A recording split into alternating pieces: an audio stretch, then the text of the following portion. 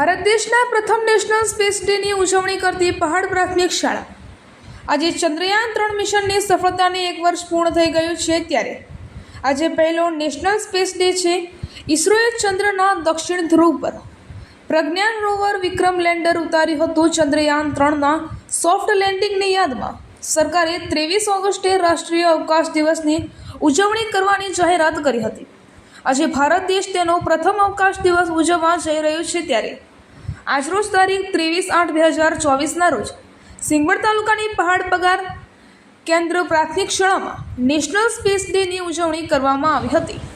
શાળાના ઉત્સાહી ગણિત વિજ્ઞાન શિક્ષક શ્રી સંજય કુમાર છોટુભાઈ વાળંદે ચંદ્રયાન મોડ્યુલ, સ્પેસ સાયન્સ, ઇસરોની સિદ્ધિઓ જેવી કે આદિત્ય સ્પેસ ટેકનોલોજી જેવા વિષયો આધારિત માહિતી આપી હતી અને આ માહિતી આપી બાળકોને માહિતગાર કર્યા હતા। સંજય કુમારના માર્ગદર્શન હેઠળ 45 જેટલા બાળકોએ ભેગા મળીને 15 જેટલા રોકેટના મોડલ બનાવી રોકેટ ઉડાવી મજા માણી હતી અને આ કાર્યક્રમનો મુખ્ય હેતુ યુવાનોને સ્પેસ ટેકનોલોજી અને તેના ઉપયોગ અંગે માહિતગાર કરવાનો હતો।